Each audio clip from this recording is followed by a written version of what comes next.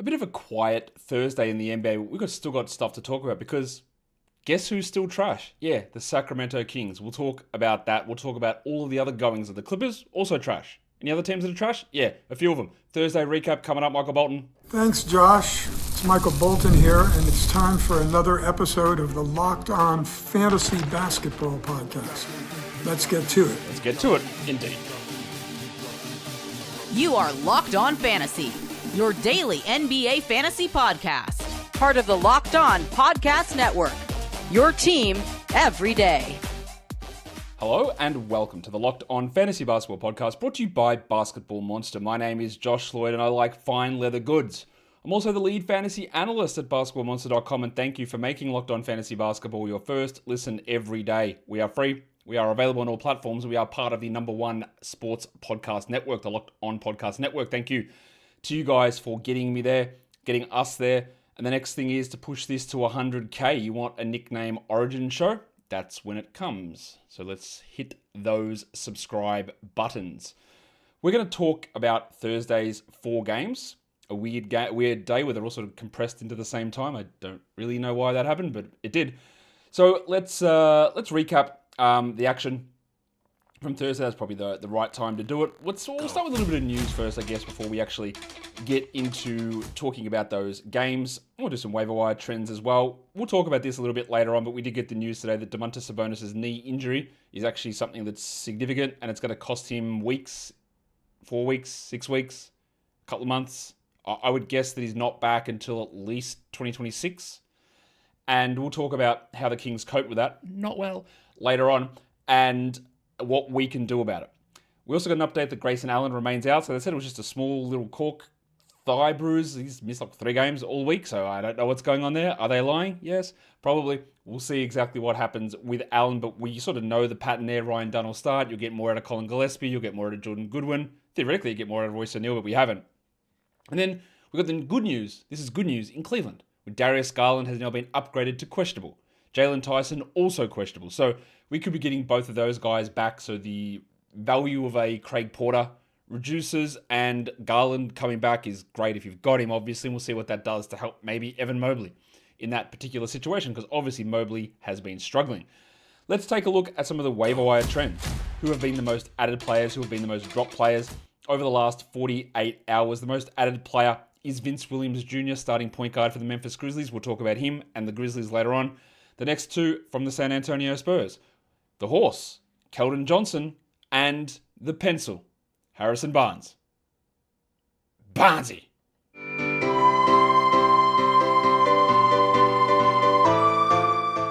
Yep, they're most added. Now that makes sense given the structure of the lineups or the structure of the schedule with the games on today. And we'll talk about both of those players because they had played well in the last game too. Bob Portis, one of the most added players. He started at least one of the halves for Yanni. We'll talk about that as well. And then Isaiah Jackson, who I don't really know how to judge what the Pacers are doing. Now, what the Pacers did do is they signed Jeremiah Robinson-Earl for the rest of the season. They cut Monte Morris, and they brought in Garrison Matthews on another 10-day contract.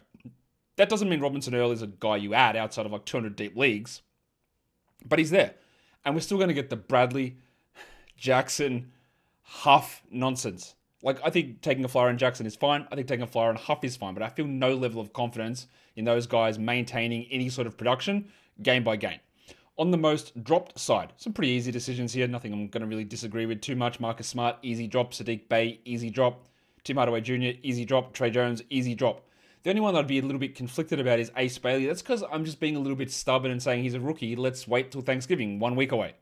But the things that Ace Bailey is doing are very clearly not useful enough at the moment. So if you needed to move on, cool. I don't think it's going to bite you too badly. I've just got a situation like with that sort of player where he's starting and the minutes are pushed up that let me just see what happens through to the end of November. And then we'll make a call on it. And that's, I'm going to stick with that because that's my stubborn rule that I have. What we can do now, though, is get into these games because the first game was the early game, I guess, 7 p.m. Eastern start for the Clippers and the Orlando Magic. Magic are rolling, by the way, after a really horrible start to the season. They are putting together some really good games. Is it coincidental that Paulo Banchero is out? I'll leave that to you to fight the Paulo Flame Wars in the chat or the comments. The Clippers rolled in with the same starting lineup, and that meant that we got the Colonel, Kobe Sanders, starting, and he played 28 minutes, so that was good. and he shot 25% for 6 points, and that's bad. He did have 2 blocks. If you decided to stream him in with the low volume games today, I get it. The role is really solid for Sanders, but it does appear that all of these replacements for Beal and Jones and Kawhi, who is still out, and we do not know when Kawhi is coming back, by the way. And this is not even why I faded Kawhi at all. I was for his knees, and now this is an ankle/foot issue. This is not good. These guys like Sanders and Bogdanovic, like, I don't really know like how we can get excited about it. By the way, if you are watching this on video, ESPN's box scores did something again. So the extension that I was using got mixed up. So I've gone back to these different box scores, and hopefully we get the ESPN box score problem sorted for good coming up. But they've got these ones at the moment. Still all the information's there. And these ones probably a little bit cleaner to look at. They just I don't think they present quite as well on screen for watching. That's why I haven't used them all the time, but they're there now. So Bogdanovic had 6 points in 21 minutes. Like, he had played 40 minutes like 2 games ago. It's all over the shop. It's very hard to feel good about him or Dunn or Sanders. And even we even got like 23 minutes out of Chris Paul, who had 4 points. Who's also yeah. I'm so sorry, Chris. But he is washed. And I might as well just double end on this one because Brook Lopez is officially washed as well. I remember there was a stage in the preseason where I think ESPN had Brook Lopez ranked in the top 60 for fantasy for this season, which of course was nonsense at the time.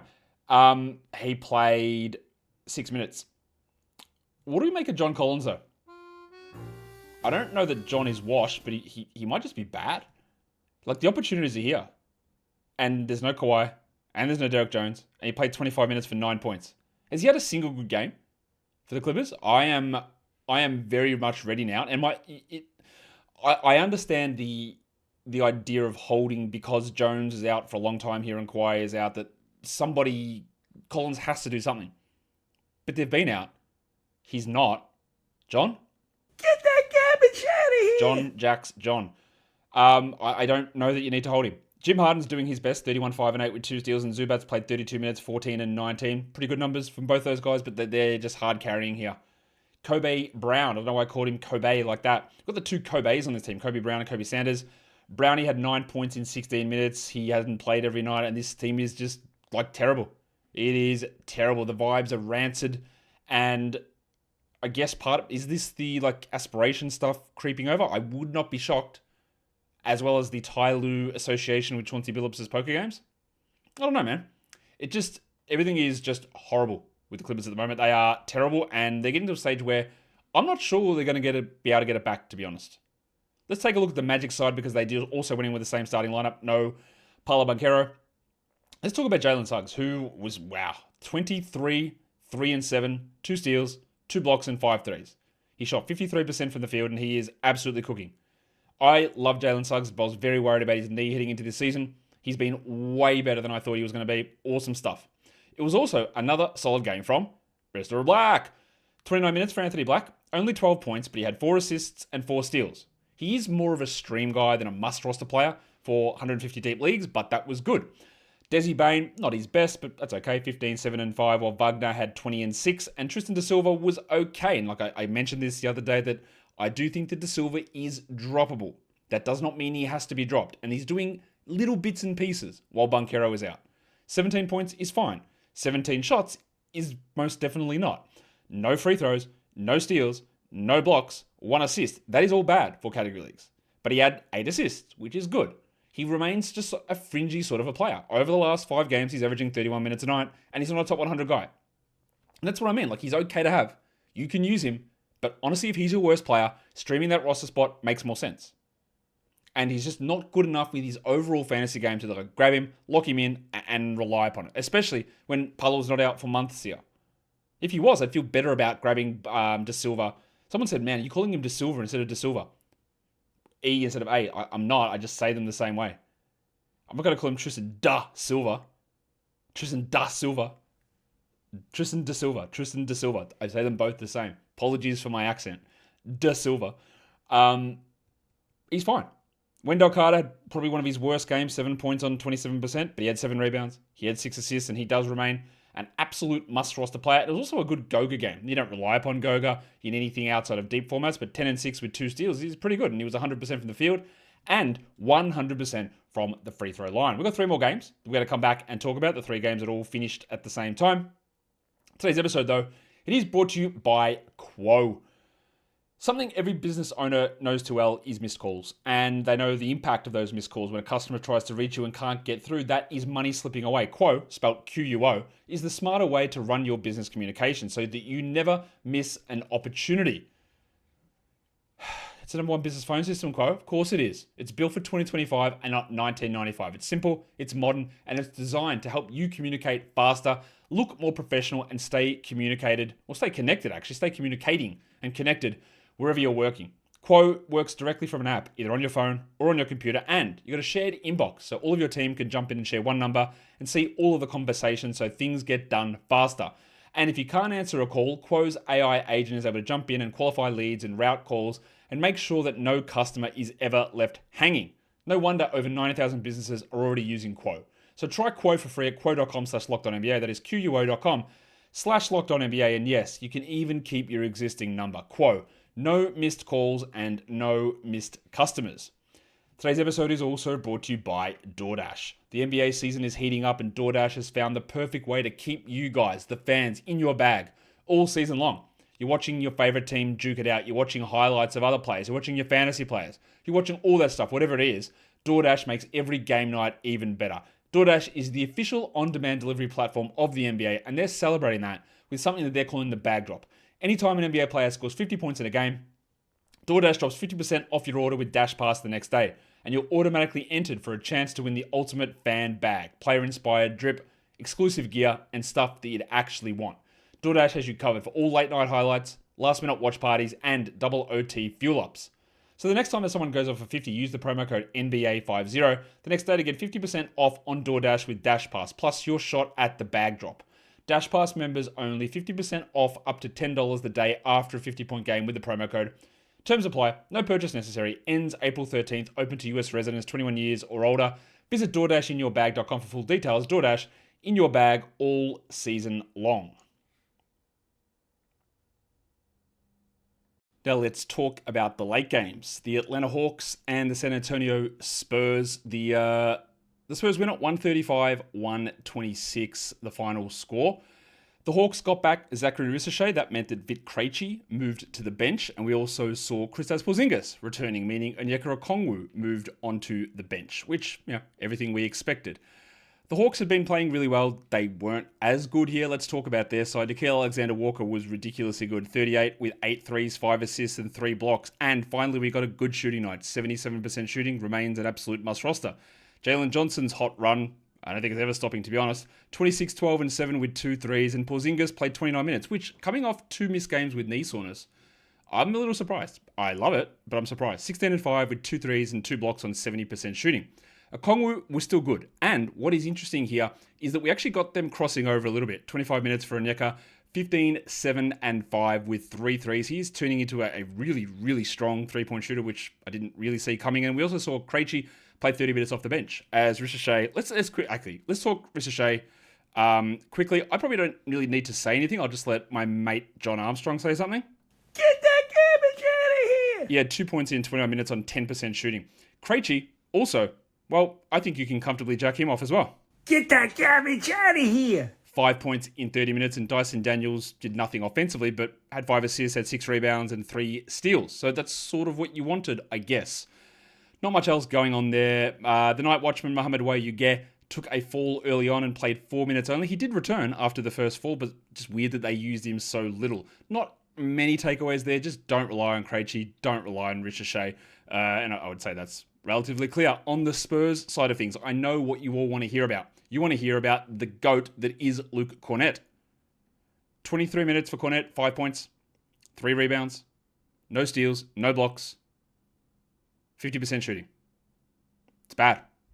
It's 2 bad games in a row. Now we're in the situation, right, where he'd been pretty good as a guy playing next to Wemby. He'd been pretty good as Wemby's backup. And Wemby being out, he has been terrible. The thing that you can do here, right, you've got 2 ways to look at this. You can be stubborn, or you can persist and hold and think, well, he will have to have a good game at some point while Wemby is out. And I do believe that he will be better than this. But also, we're in the situation here right now where over the next 7 days, the Spurs play twice. So who cares? Get that garbage out of here! Get it wrong. I got it wrong. I thought that he would be a pretty good ad. The minutes were fine. His per minute production had been okay, like good enough, but he has been invisible. And now, with a completely empty part of the schedule, just drop him. I'm certain he'll have a game where he goes 12 and 10 in the next 2 games. But I don't care, because I can use this roster spot to do a lot more things now. I think it's the right process, and he was just bad, and that's okay. We cut, we move on. We gave it 2 games, didn't work, and now we've got a portion of the schedule where it doesn't make sense to hold. So you move on. The horse is, the horse, of course, is Keldon Johnson, but the horse is doing the thing. He's got the extra opportunity with players out, and he's responding by making every shot in the world. We talked about him on the show the other day where he was hitting 8% of his threes. 8. He had 3 triples in this game from 5 attempts. He had 25 and 7 with a steal in 32 minutes. 75% overall. So not only is he playing more minutes because of the absence of Wembanyama and Castle, but he has now turned it completely around from when he just couldn't hit any shots. That's the thing. Your minutes go up, your usage goes up, and you pair it with increased efficiency to make it look like you are way better than you actually are. So if you want to try Keldon Johnson on your roster, it's okay to do it. But also remember, he plays for the same team as Luke Kornet, and they play twice over the next 7 days. Is the horse good enough to hold through a poor schedule like that? I'm not convinced. I'm absolutely not convinced. And what I'm also not convinced about is that the pencil, Harrison Barnes. Barnesy.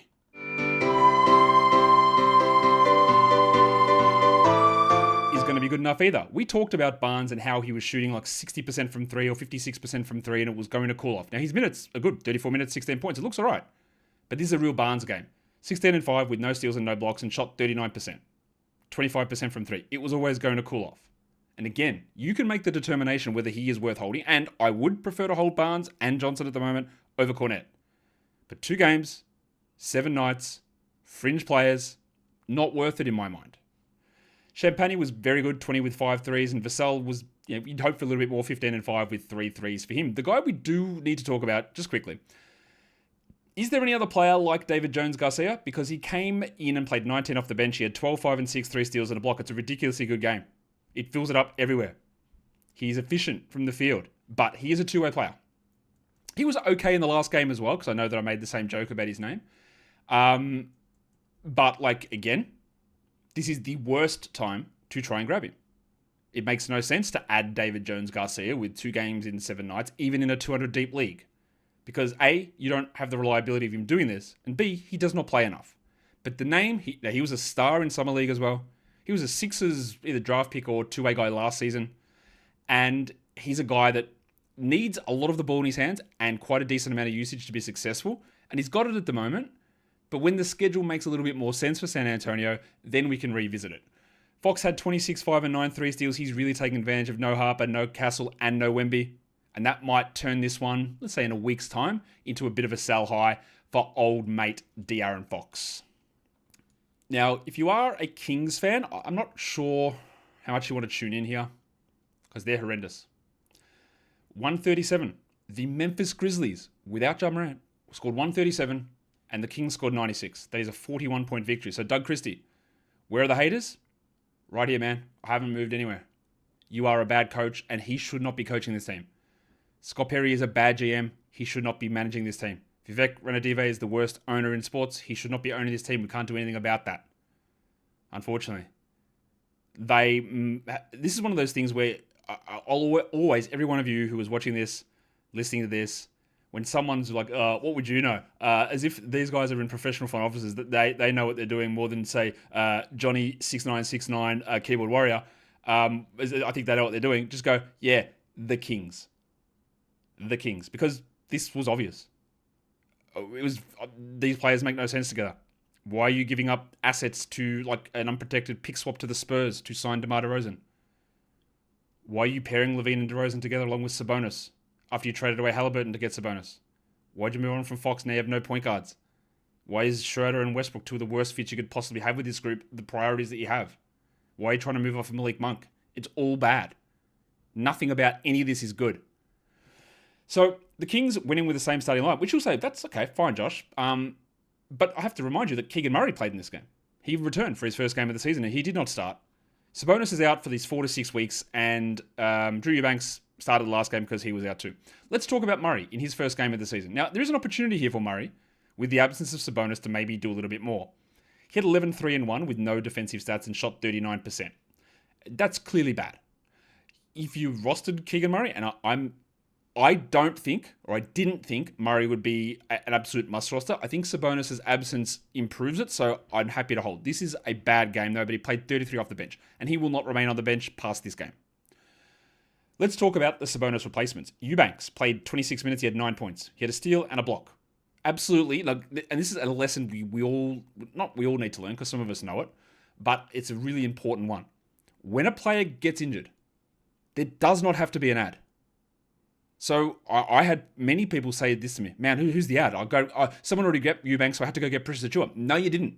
You didn't have to get any of them, because I don't think any of them are going to be valuable for 150 player deep leagues. As for the big sneeze, 2 points for Precious Achua in 24 minutes. He had 5 rebounds. He is terrible. He will lose that spot, and Murray will start next game. The guy that we want to look at, and I don't know if they're going to fully commit to this, but Maxime Raynaud is the best option. 12 and 3 in 21 minutes with a block on 75% shooting for Raynaud. He's a second round rookie, so I don't know that they're going to go to it, but honestly, if I added Eubanks, or if I had Achua, I'd be like, I don't know if it's a full get out ahead of it, but I don't mind considering Raynaud an option, because this team is obviously terrible. Raynaud might be one of the only bright spots on it. Clifford could be one of those as well. He played 19 minutes for 8 points with 2 steals, but it's not as clear as to what his role is. He's one to watch, but I'm not suggesting that you have to rush to add Raynaud at all. If I'm in a 200 deep league, absolutely I would. If I'm on a 175, it's debatable. But he's better than Eubanks and he's better than Achua. I would consider Raynaud. You got to be happy if you had Zach LaVine for this very small reason. He'd been terrible and he was okay. 26 points in 26 minutes with 4 threes. Well, DeMar DeRozan, so sorry, DeMar. He also played only 15 minutes and had 7 points. I continue to be very glad that I faded all these jokers. And Westbrook, again, has absolutely no business starting in the NBA. Westbrook SZN on Twitter can come at me. Russ West 44, that's his actual handle. He won't come at me. Any of these Russell Westbrook fluffing people, he is not good enough. It makes no sense why he is there, because he Westbrooks the whole team. Honestly, I think they'd be better if he was just cut. Not that he can't do individual things that are fine, but he makes everybody else around him play a certain way and play worse. For Westbrook, again, in a points league, you can hold him, but I don't have any confidence that he's going to play 30 minutes a night, because why would I? And then Dennis Schroeder, who played well, had 3 points on 0 of 8 shooting with 6 assists. The smell emanating from this team is something that I haven't seen in quite a while, to be honest. Keon Ellis, I'm sure at some point will play 25 minutes, but he had 5 points in 16 minutes, and it's really hard to justify holding on. So, what do you do? Do you hold Keon Ellis? Probably not. Do you hold Westbrook? In category leagues, I don't think so. Schroeder? No. Monk played 14 minutes. What are you doing? He had 2 points. I'm more inclined to hold him than Schroeder, but it's not delivering results. Achua? Absolutely no way. Murray? Yes. And then consider Raynaud, but this is just disgusting. The players either hate each other or hate the coach. None of it makes sense. And there's nothing defined game by game. They need to, and they won't, they need to fire Doug Christie tomorrow. They need to do that, but they just won't. And I don't think anything's getting better, to be honest. Except if maybe Raynaud does more. There are some obvious answers here, though. Start Malik Monk. Start Clifford over DeRozan. Start Raynaud. Start Murray. And start LaVine. That's the obvious answer to me. To see what happens, because it's actually a grouping that makes sense. Cut Russell Westbrook. Sorry, cut him. There's no point of him being here. Should never have signed Schroeder, but you did. There's a lot wrong here, and it's really bad. Memphis, which has been terrible, they were able to feast on a dreadful opponent. There was no Jaren Jackson here, so Santi Aldama started, and he went crazy. 29 points on 18 shots. Now, I think with all of this stuff regarding the Grizzlies here against the Kings, you just got to look at it and go, oh yeah, it's the Kings they are up against. So we discount a lot of this stuff. 29, 5 and 3, 2 blocks, 5 threes, and there was no Jaren. Aldama remains a little fringy to me, but obviously with Jaren hurt a little bit after that ankle problem, you can hold him. Zach Edey played 25 minutes. He had 16 and 4 with 2 steals, and I think he had nearly every one of those stats in the first half. He remains an absolute... Look on your waiver wire. If Zach Edey is available, just go and add him. It's the easiest out of all time. Please. We even had Jock Landau score 21 in 15 minutes. Throw that stat line in the bin. We also had Vince Williams have 4 points. Oh, but hang on. He had 15 assists and 2 steals. He is a must-roster player for now. And the chicken, Cedric Cowell. He had 19 points with 4 threes. Now, a little bit of this is, it was against the Kings, but he got the efficiency back, but also, and this is, I'll say this is a negative, where's the defense? Where has it gone? I think at this point, I'm just saying he's not a defensive stat guy anymore. It's all disappeared. I don't know what's going on, but it is gone. You would hope that in this situation that Jalen Wells could do something good.